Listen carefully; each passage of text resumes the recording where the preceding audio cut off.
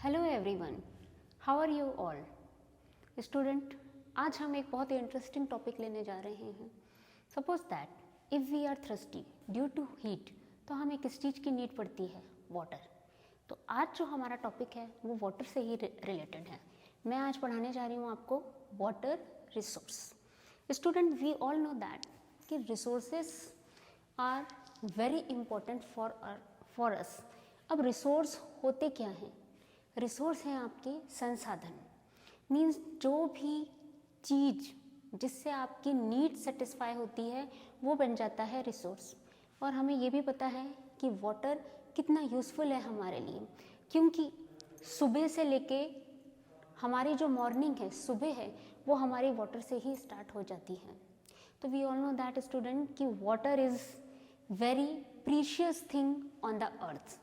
Water के वजह से ही हम सरवाइव कर रहे हैं। ये एक हमारी ऐसी नीड है कि अगर वाटर ना हो तो हम लंबे समय तक सरवाइव नहीं कर सकते हैं।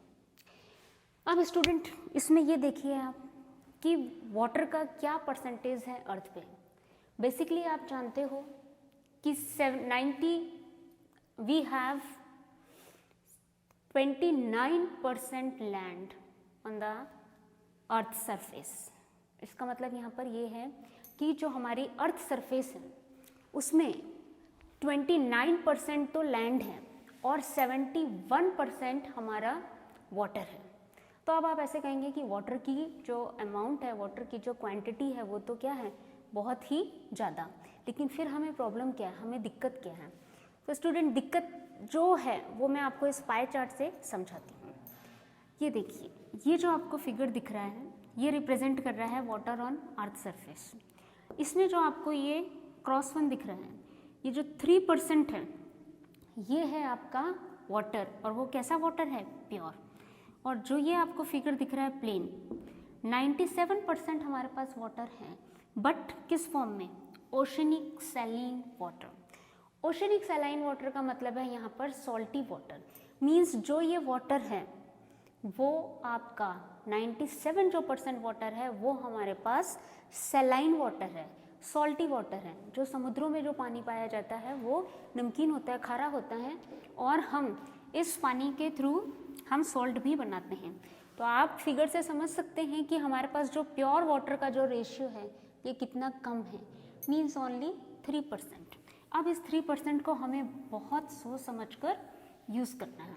नेक्स्ट पाई चार्ट में आप देख सकते हैं ये जो 3% है इसको रिप्रेजेंट कर रहा है। अब इस 3% में आप ये देखिए जो 69% है ये हमारे पास जो वाटर है वो किस फॉर्म में है? ग्लेशियर्स। ये 69% हमारे पास जो वाटर है वो ग्लेशियर्स में है, और 30% जो वाटर है हमारे पास वो आपका अंडरग्राउंड वाटर है।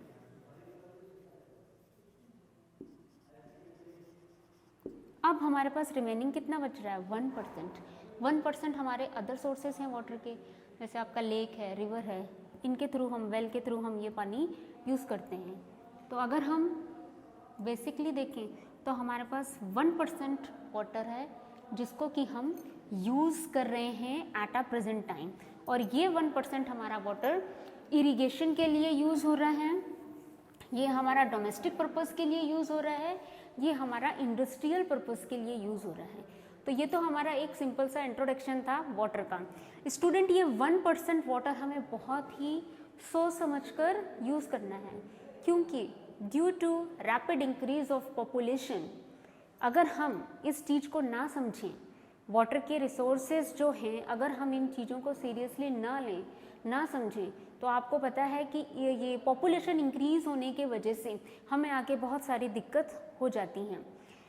वाटर स्कैरिसिटी, वाटर शॉर्टेज, ये इसी का ही रिजल्ट है कि हम वाटर को अननेसेसरी यूज़ करते हैं, एक्सप्लॉइट कर रहे हैं। तो इसी के लिए एक हमें जो मेथड की ज़रूरत है वो है वाटर मैनेजमेंट। हमें वाटर को क्या करना है? मैनेज करना है। इस ढंग से मैनेज करना है कि हमारा वाटर वेस्ट ना हो और हम आगे वाटर को सही ढंग से यूज़ कर सकें, इसकी शॉर्टेज ना पड़े, इसके स्कैरसिटी ना आए। तो आज हम समझेंगे ये वाटर मैनेजमेंट है क्या। सबसे पहले हम इस चीज़ को देखते हैं। तो वाटर मैनेजमेंट है, इसमें क्या होता है आपका कि most of the rain water goes wasted. इसमें मैं आपको थोड़ा सा डेफिनेशन लिख के दे देती हूँ शॉर्ट में। Most of the rain water goes wasted into the sea। अब ये हम सभी को पता है कि जो अधिकतर पानी होता है रेनी सीजन में, वो सारा का सारा और जितना भी रिवर का पानी होता है वो सभी का सभी कहाँ जाता है, सी में। और सी में जाने के वजह से वो पानी आपका वेस्ट हो जाता है। क्यों? क्योंकि वो पानी आपका किस में कन्वर्ट हो गया, सॉल्टी बन गया। तो अब इस पानी को मीन्स ये जो वेस्टेड वाटर है अपना, ये वेस्टेड वाटर को हम किस तरीके से यूज़ करते हैं वो आपका वाटर मैनेजमेंट कहलाता है। To utilise the wasted water in proper way is called water management, is called water management।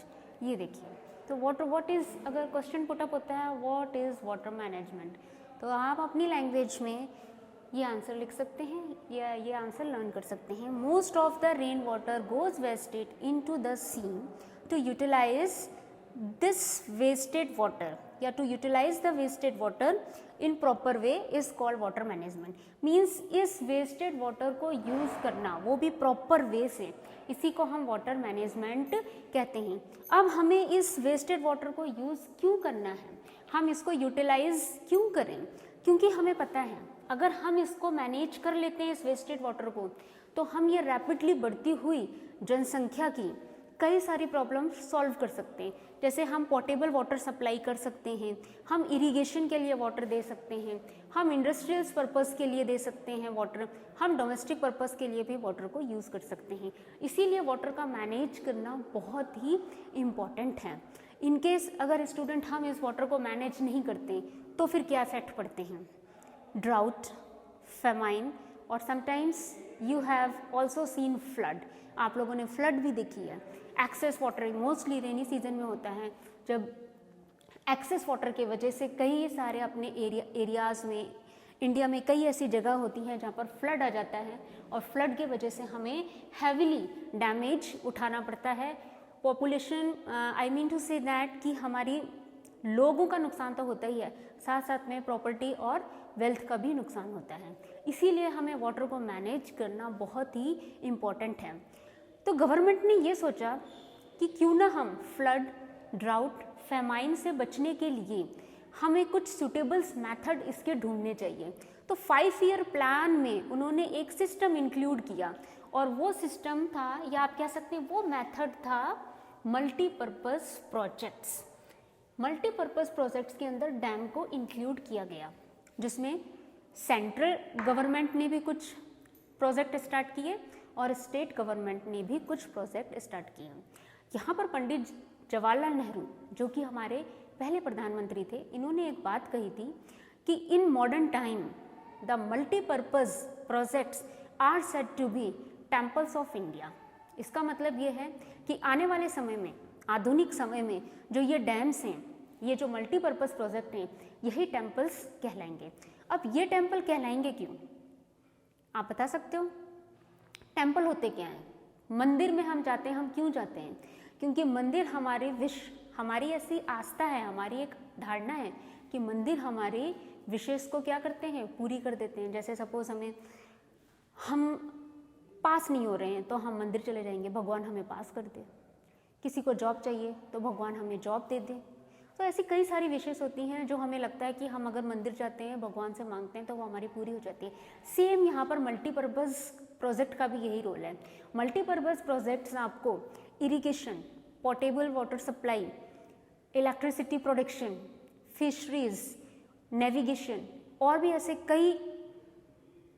कई ऐसे कार्य हैं जो हम इन डैम्स के थ्रू, इन मल्टी प्रोजेक्ट्स के थ्रू हम फुलफिल करते हैं। तो ये हुई ना सेम थिंग जो पंडित जवाहरलाल नेहरू ने कहा था कि in modern times these multipurpose projects are said to be modern temple of India.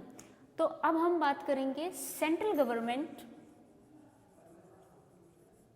कुछ एग्जाम्पल्स देखते हैं कि सेंट्रल गवर्नमेंट कौन से प्रोजेक्ट रन कर रही है और स्टेट गवर्नमेंट कौन से प्रोजेक्ट रन कर रही है। दोनों ही गवर्नमेंट कुछ प्रोजेक्ट्स चला रही है। सेंट्रल गवर्नमेंट में देखिए जो बड़े प्रोजेक्ट्स होते हैं वो सेंट्रल गवर्नमेंट लेती है। जैसे आपको पता है भाखड़ा नंगल प्रोजेक्ट, ये सेंट्रल गवर्नमेंट के अंडर में आता है। सेकंड देखिए Damodar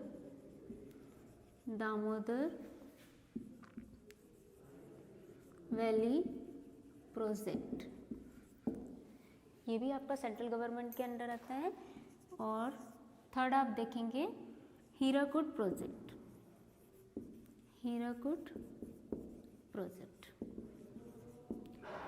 student Bhakra Nangal project, Damodar valley project और हीराकुड प्रोजेक्ट, ये तीनों ही जो प्रोजेक्ट्स हैं ये सेंट्रल गवर्नमेंट के थ्रू रन हो रहे हैं।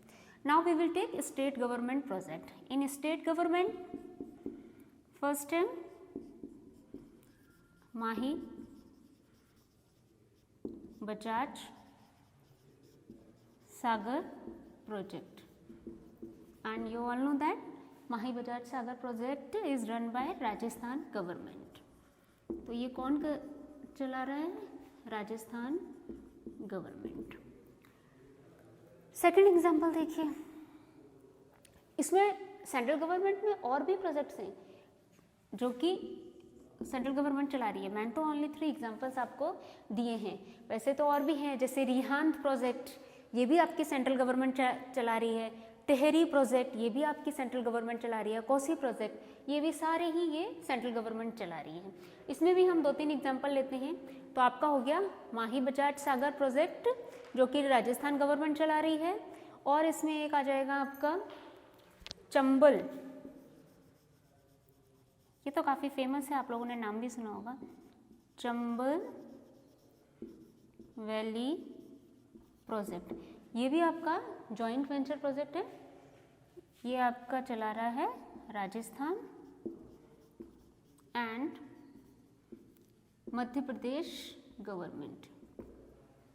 जॉइंट प्रोजेक्ट है, 2 गवर्नमेंट चला रही हैं, मध्य प्रदेश गवर्नमेंट और राजस्थान गवर्नमेंट। एक और ले लेते हैं हम, नागा अर्जुन प्रोजेक्ट ले लेते हैं। नागा अर्जुन प्रोजेक्ट, नागा अर्जुन प्रोजेक्ट आपका आंध्र प्रदेश गवर्नमेंट चला रही है, आंध्र प्रदेश गवर्नमेंट। तो एक्सेट्रा है, और भी ऐसे कई स्टेट गवर्नमेंट हैं जो अपने प्रोजेक्ट्स चला रही हैं। ये तो कुछ नेम आपको दे दिए एग्जाम्पल के तौर पे जिन्हें आप लर्न कर सकते हो। तो सेंट्रल गवर्नमेंट हमारी चला रही है भाखड़ा नंगल, दामोदर, हीराकुड, रिहांद प्रोजेक्ट, टेहरी प्रोजेक्ट, ये भी सेंट्रल गवर्नमेंट द्वारा चलाए जा रहे हैं। स्टेट गवर्नमेंट हमारी चला रही है माही बजाज सागर प्रोजेक्ट जो कि राजस्थान की गवर्नमेंट रन कर रही है। Second one is Chambal valley project, again Rajasthan as well as Madhya Pradesh government because this is a joint project. Next one is Naga Arjun project and this is run by Andhra Pradesh government. So these are the examples of some projects which are run by central government and state government. Now student, we will take now we will describe one by one these projects. So first of all I am going to take Bhakra Nangal project. सबसे पहले हम Bhakra Nangal project लेंगे। ये इसका नाम भी आपने कई बार सुना होगा, most famous, most ambitious famous project in our India. तो we will read Bhakra Nangal project. Bhakra Nangal project,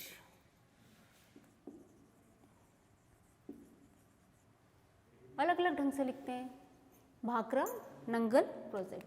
तो ये तो आपका हो गया सेंट्रल गवर्नमेंट के द्वारा रन किया हुआ एक मल्टीपर्पज़ प्रोजेक्ट। अब इसको हम डिस्क्राइब करेंगे, कुछ इसके इम्पोर्टेंट पॉइंट्स पढ़ेंगे वन बाय वन। तो सबसे पहले बात आती है इसमें कि ये कब स्टार्ट हुआ था। तो इट वॉज स्टार्टेड इन 1948, ठीक है, ये आप ध्यान रखना। इसको कब शुरू किया गया था?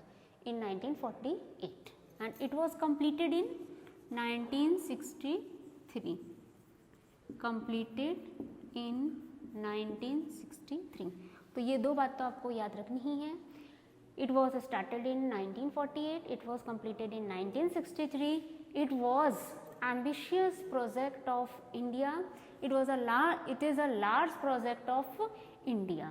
अब नेक्स्ट पॉइंट आता है कि ये कहाँ स्थित है।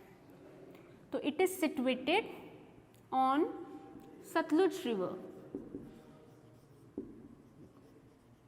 Sutlej river in Himachal Pradesh, in Himachal Pradesh. तो ये तो प्लेस की बात आ गई है कि कौन सी रिवर पर इसको स्टैब्लिश किया गया है, सतलुज रिवर। किस स्टेट में है? हिमाचल प्रदेश, ठीक है। अब हम इसमें नेक्स्ट इम्पॉर्टेंट चीज़ लेंगे कि ये आपका जॉइंट प्रोजेक्ट है। अब ये जॉइंट प्रोजेक्ट किस किस के बीच में है, उन गवर्नमेंट्स का नाम लिखते हैं। तो joint project of Punjab, Haryana and Rajasthan. तो ये 3 स्टेट के बीच का ये प्रोजेक्ट है, पंजाब, हरियाणा एंड राजस्थान। अब बात आती है इसके एम क्या हैं, ऑब्जेक्टिव क्या है, इसके लक्ष्य क्या हैं, ये क्यों क्रिएट किया गया था। ये भी बेटा एक बहुत इंपॉर्टेंट चीज़ है। आप हर प्रोजेक्ट में देखेंगे कि इनको क्रिएट क्यों किया गया, डैम्स क्यों बनाए गए हैं। तो हर डैम का कॉमन पर्पस तो हमें पता ही है, टू प्रोवाइड, सबसे पहले तो कोई भी डैम हम क्यों यूज करते हैं, to provide facilities of irrigation. ये तो हमें लेना ही है क्योंकि मोस्टली हम डैम्स के थ्रू सबसे पहले क्या प्रोवाइड करते हैं, इरिगेशन की फैसिलिटी। इरिगेशन क्या होती है? सिंचाई करना, जो कि हम खेतों में करते हैं, आप सभी को पता है। तो to provide facilities of irrigation. फिर है इलेक्ट्रिसिटी प्रोडक्शन, इसको आप हाइड्रो इलेक्ट्रिसिटी बोल सकते हैं।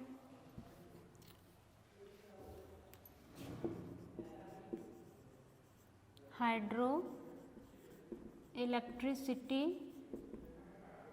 प्रोडक्शन, हाइड्रो इलेक्ट्रिसिटी प्रोडक्शन और portable water supply, portable water supply. ये तो इसके कुछ एम्स थे, मतलब मेन एम्स यही था कि हाइड्रो इलेक्ट्रिसिटी का प्रोडक्शन हो, इरिगेशन की फैसिलिटीज़ मतलब इसके थ्रू इरिगेशन हो और पोर्टेबल वाटर सप्लाई भी होता रहे। एक पर्पज़ और भी होता है कि जहाँ पर भी ये डैम्स वगैरह होते हैं तो वो एरिया धीरे धीरे इनके वजह से क्या होने लगता है, डेवलप्ड। तो वहाँ के लोगों का और उस एरिया का डेवलप होना भी निश्चित ही है जहाँ पर ये डैम्स होते हैं। तो आप यहाँ पर देख सकते हैं इन पॉइंट्स को जो कि आपके इम्पॉर्टेंट हैं और जो मैंने शॉर्ट में लिखा दिए गए हैं। इसमें 2 प्रोजेक्ट हैं, एक है भाखड़ा और एक है नंगल, जो कि दो फेसेस में कंप्लीट हुए हैं। और इसके थ्रू कई सारी कैनल्स निकाली गई हैं और उन कैनल्स का भी मेन पर्पस इरिगेशन के लिए ही हम उनको यूज़ कर रहे हैं।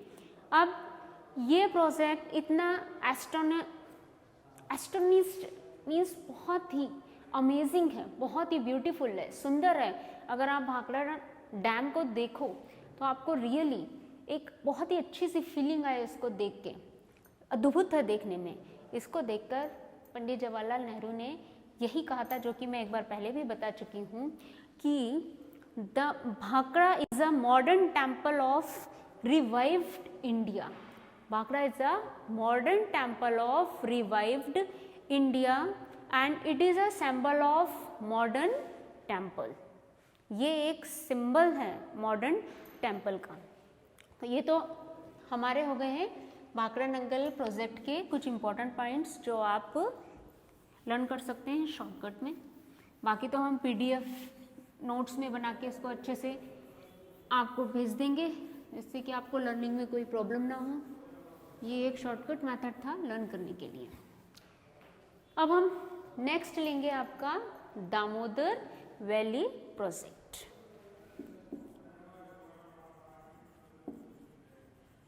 Damodar valley project. First point में तो आप ये डिस्क्राइब कर सकते हो कि Damodar valley project is a ambitious project of India. Same thing here also, it was also started in 1948। Start तो ये भी आपका 1948 में हुआ था, बट कंप्लीट की डेट मेंशन नहीं की अभी। It was started in 1948। अब नेक्स्ट हम इसमें डिस्कस करेंगे कि ये किस रिवर पर इस्टेब्लिश किया गया। तो बाय द नेम, और आप कह सकते हो according to the name, this project is on Damodar river. तो नेक्स्ट पॉइंट में आप लिख सकते हो it is situated on Damodar river. यह आपकी दामोदर रिवर पर है। ये भी एक जॉइंट प्रोजेक्ट है, joint project of West Bengal and Jharkhand. तो ये जॉइंट प्रोजेक्ट है वेस्ट बंगाल और झारखंड का। अब नेक्स्ट पॉइंट आता है जो दामोदर रिवर से रिलेटेड है। दामोदर रिवर वेस्ट बंगाल के लिए सौरो रिवर भी कहलाती है, सौरो ऑफ बंगाल। ये एक इंटरेस्टिंग फैक्ट है, that's why I am telling you here कि जो आपकी ये रिवर है दामोदर रिवर, इसे हम बंगाल में सौरो ऑफ बंगाल के नाम से भी जानते हैं दामोदर रिवर को। अब क्वेश्चन पुटअप होता है why it is known as sorrow of Bengal. तो सिंपल सा है, ये रीजन आपको आई थिंक गेस भी कर लिया होगा आपने, बिकॉज भाई रिवर है मीन्स रेनी सीजन में जो रिवर है अपने साथ एक्सेस वाटर लेके चलती है, and excess of water flow means flood. तो हर ईयर बंगाल में इस रिवर की वजह से फ्लड आती है, और फ्लड मीन्स क्या होता है, flood is a type of a natural disaster, और ये बहुत सारा डैमेज क्रिएट करती है बंगाल में। इसी की वजह से इसको सौरो ऑफ बंगाल कहते हैं। सौरो का मीन्स आपको पता है दुख होता है, तो ये बंगाल का क्या है, ये रिवर दुख है, और वो दुख का कारण आपको पता चल गया है फ्लड। इसी के वजह से इसको ये नाम दिया है Damodar means sorrow of Bengal. तो ये तो एक ऐसा फैक्ट्स था जो कि मैंने यहाँ डिस्क्राइब कर दिया। अब हम आगे डिस्कस करते हैं ये जो प्रोजेक्ट बनाया है दामोदर वैली प्रोजेक्ट, ये किस फॉर्मेट पे बनाया है। ये हमने अमेरिका का फॉर्मेट लिया है, TVC as per format of USA, United State of America का जो फॉर्मेट है tennis valley project, Tennessee valley project करके है, वहाँ की जो रिवर है उस पर जो प्रोजेक्ट बनाया गया है उसी का हमने कॉपी किया है। अमेरिका ने हमारी इसमें हेल्प की है इस प्रोजेक्ट को बनाने में, उसी का फॉर्मेट लेके हमने दामोदर वैली प्रोजेक्ट बनाया है। अब अगेन सेम थिंग, ऑब्जेक्टिव क्या इसके ऑब्जेक्टिव थे, तो फर्स्ट तो यही हो गया टू प्रिवेंट फ्लड, फ्लड को रोकना, to prevent flood and to develop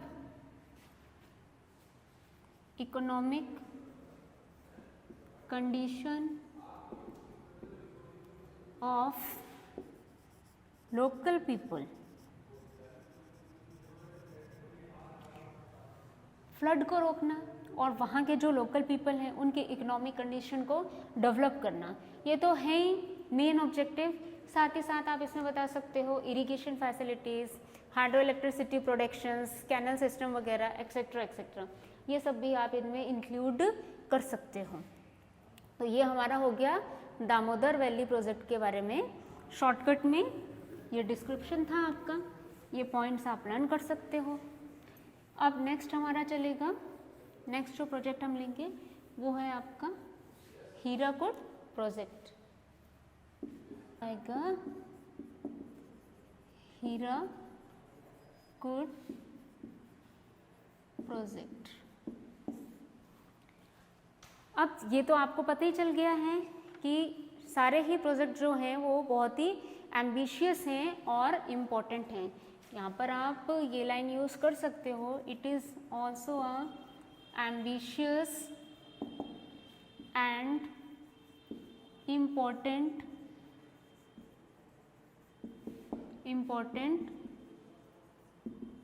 project of independent India.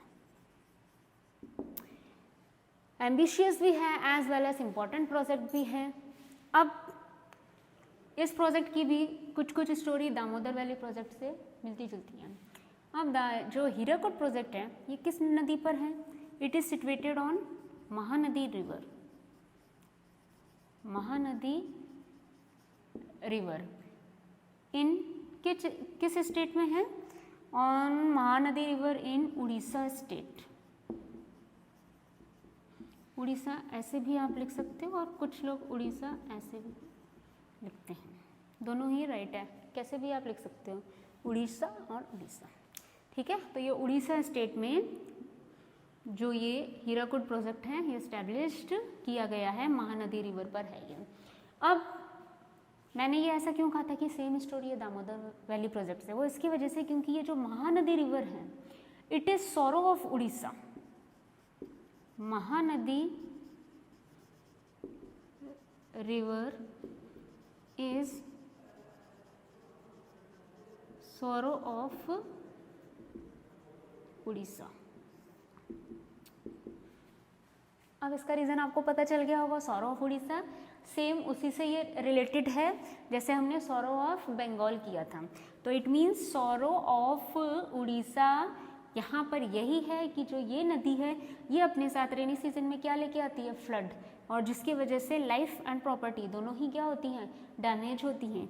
इसी के लिए इस नदी को उड़ीसा का सॉरो कहा जाता है, दुख कहा जाता है। अब इसमें आगे हम देखते हैं इसके ऑब्जेक्टिव्स क्या है, इसके एम क्या है। तो इसके एम में हमें वही सेम रीजंस बताने हैं, क्योंकि फ्लड लाता है तो सबसे पहले to prevent flood and to develop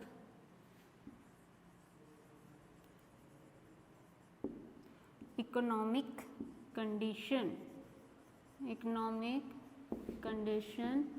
of local people.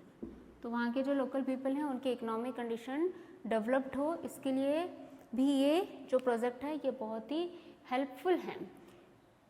इसके अलावा इरिगेशन और हाइड्रो इलेक्ट्रिसिटी प्रोडक्शन के लिए भी इन प्रोजेक्ट्स को हम यूज़ करते हैं। फिशरीज है, नेविगेशन है, इनके लिए भी इन प्रोजेक्ट को यूज़ किया जाता है।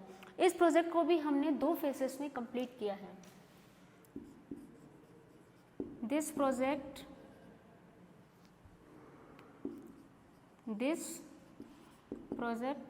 also completed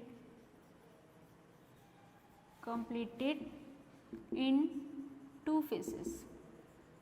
यहाँ फेसेस का मतलब है 2 स्टेज में हमने इसको कंप्लीट किया है। अब फर्स्ट फेज में क्या है